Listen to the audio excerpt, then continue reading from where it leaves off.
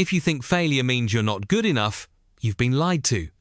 Because every successful person you look up to failed more times than you're even willing to try. When you look at someone you admire, an entrepreneur, an athlete, an artist, a leader, it often feels like you are seeing the finished painting without ever witnessing the messy brushstrokes beneath it. You see the confidence, the money, the recognition, the applause.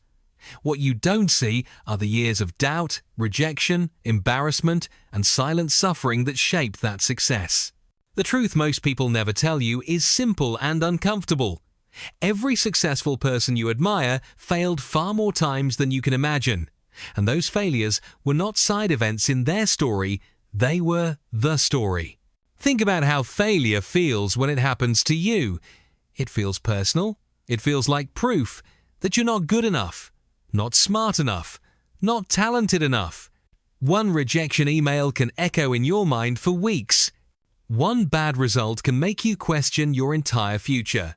Now imagine multiplying that feeling not once or twice, but hundreds of times. That is the reality behind most extraordinary achievements. Success is not built on confidence first. It is built on disappointment, confusion, and persistence long before confidence ever arrives.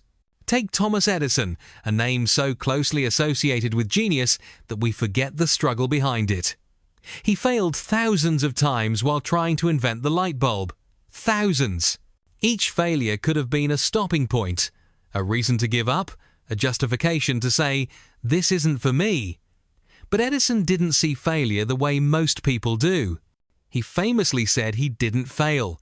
He just found thousands of ways that didn't work. What made him different wasn't talent alone, it was his relationship with failure.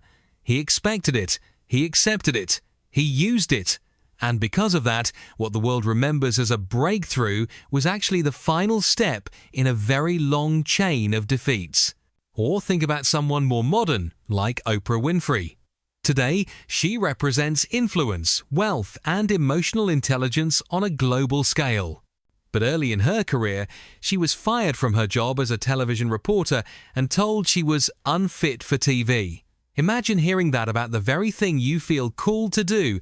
Imagine the self-doubt that must have followed her home that night. That moment could have ended everything. Instead, it became a turning point.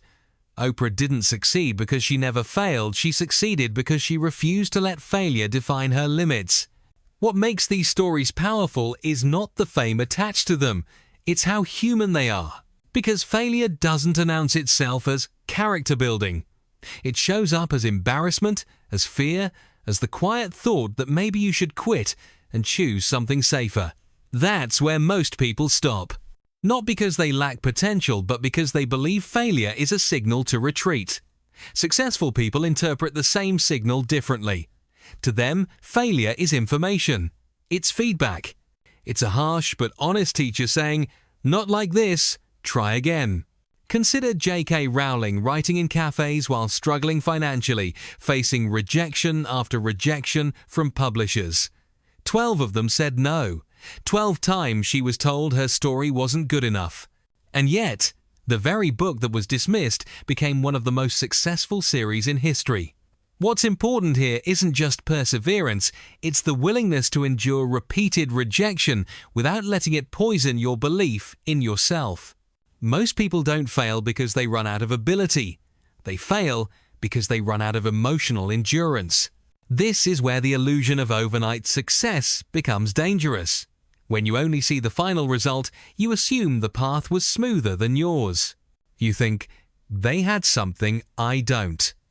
But the reality is far more uncomfortable and far more hopeful. They were willing to be bad at something longer than you were. They were willing to look foolish.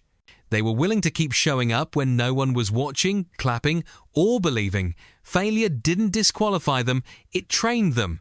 Michael Jordan is often called the greatest basketball player of all time, but even he openly spoke about failure. He missed more than 9,000 shots in his career. He lost hundreds of games. He failed again and again in the most public way possible, in front of millions. And yet, those failures became the foundation of his greatness. He didn't succeed despite missing shots. He succeeded because he was willing to take them. Failure wasn't a stop sign, it was the cost of participation. The reason this matters to you is simple. You are likely underestimating how much failure is allowed, even required, before success appears. When something doesn't work the first time, you assume you're behind. When it doesn't work the 10th time, you feel broken. But in reality, you may be exactly where you're supposed to be. Growth often feels like incompetence in the early stages. Learning feels like failing before it feels like progress. There are countless less famous stories that mirror this same truth. The small business owner whose first venture collapsed under debt before the second one finally found its footing. The student who failed exams repeatedly before mastering the discipline that once terrified them. The artist whose early work was ignored, criticized, or laughed at before their voice finally resonated with an audience. These stories don't go viral, but they are happening everywhere, every day. And they all share the same quiet truth.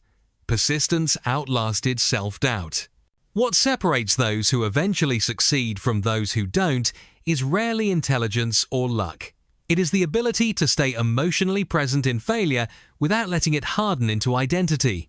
Failure says, "This attempt didn't work." Most people hear, "You are not good enough." Successful people learn to separate the two.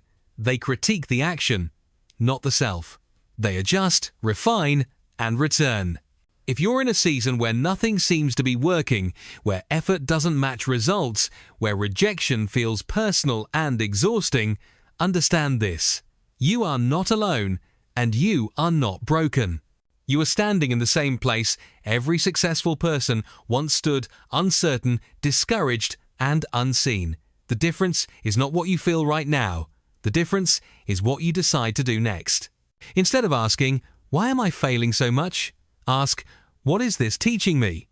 Instead of seeing failure as evidence to stop, see it as proof that you are trying something that matters. Comfort rarely produces greatness. Struggle does. Resistance does. Repeated failure does. Each attempt, even the unsuccessful ones, is shaping your skill, your mindset, and your resilience in ways success alone never could. One day, if you keep going, someone will look at your life and assume it was easy. They'll see your results without knowing the nights you doubted yourself, the moments you almost quit, the times you felt behind and lost. They won't count your failures, just like you don't count the failures of the people you admire now. But those failures will be the reason you're standing where you are. So don't rush to escape failure. Don't treat it like an enemy. Treat it like a demanding mentor. Uncomfortable, unforgiving, but honest. Stay in the process, stay in the work, keep showing up. Because the success you want is not waiting on perfection, it's waiting on persistence. So if you're standing in the middle of failure right now, don't bow your head, lift it. This moment is not here to break you, it's here to shape you. Every rejection, every mistake, every time things didn't work out is silently building the version of you that can handle what you're asking for. You don't need permission to keep going. You don't need validation from people who haven't walked your path. All you need is the courage to take the next step, even while your hands are shaking. Decide today that failure will no longer be your stop sign, but your signal. A signal that you're learning. A signal that you're growing. A signal that you're closer than you think.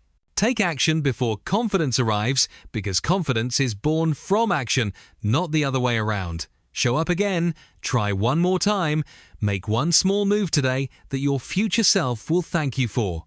Remember this deeply. The people you admire didn't win because they were special, they became special because they refused to quit when it was hardest. And you are standing at that same crossroads right now. Choose persistence over fear. Choose progress over perfection. Choose to believe that your story is still being written. Because if you keep going, one day your survival will turn into strength, your struggle into wisdom, and your failures into the very proof that you are always capable of more.